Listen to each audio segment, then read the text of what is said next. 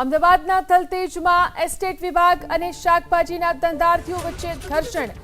Metro line પર દૂર કરવાની ડ્રાઈવ સામે મંગળવારે થયું ઘર્ષણ. શાકભાજીના ફેરિયાઓએ એએમસીની ગાડી પર પથ્થરમારો કર્યાનો આરોપ. ફેરિયાઓના પથ્થરમારાથી એએમસીના વાહનોને નુકસાન થયું. પથ્થરમારા બાદ એએમસીના એસ્ટેટ વિભાગે શાકભાજીની લારીઓ જપ્ત કરી. અમદાવાદના થલતેજ વિસ્તારમાં એસ્ટેટ વિભાગ અને શાકભાજીના ધંધાર્થીઓ વચ્ચે ઘર્ષણ થયું હતું. આ વિશે વધુ જાણકારી મેળવી અમારા સંવાદદાતા કુશાંગ આપણી સાથે ફોન લાઈનથી જોડાયા છે. જે કુશાંગ, જે એસ્ટેટ વિભાગ અને શાકભાજીના ધંધાર્થીઓ વચ્ચે ઘર્ષણ થયું હતું, શેને લઈને આ ઘર્ષણ થયું હતું અને ત્યારબાદ શું કાર્યવાહી?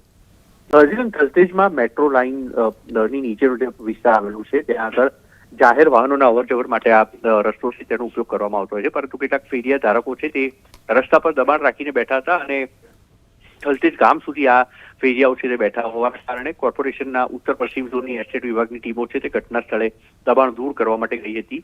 આ સમયે કેટલાક ફેરિયાઓ છે તેમના તરફથી ઉગ્ર રજૂઆત કરવામાં આવી અને તે બાદ કોર્પોરેશનની જે દબાણ દૂર કરવાની ગાડીઓ હતી અને તેની સાથે જે સ્ટાફની ગાડીઓ હતી તેની પર પથ્થરમારો કરવામાં આવ્યો હતો. જોઈન્ટ જેટની જે ટીમ છે, જોઈન્ટ એન્ફોર્સમેન્ટ સ્ક્વોડ, તેની ટીમ પણ ત્યાં આગળ ગઈ હતી અને તેની ગાડી પર પણ પથ્થરમારો કરવાની જે હરકત છે તે કેટલાક શાકભાજીના ફેરિયાઓ તરફથી કરવામાં આવતા કોર્પોરેશન તરફથી આ તમામ લારીઓ છે તે જપ્ત કરવામાં આવી છે અને પોલીસમાં આગળની કાર્યવાહી છે તે હાથ ધરાઈ છે. સૂચના આપવામાં આવી છે કે આજથી લગભગ 15 દિવસ અથવા 1 મહિનો સુધી સતત તે રોડ ઉપર ડ્રાઈવ કરવામાં આવશે અને જ્યાં જ્યાં પણ રોડ ઉપર ફેરિયાઓ જોવા મળશે તે તમામ લોકો સામે કાર્યવાહી કરવામાં આવશે. જી આભાર તમામ જાણકારી આપવા માટે.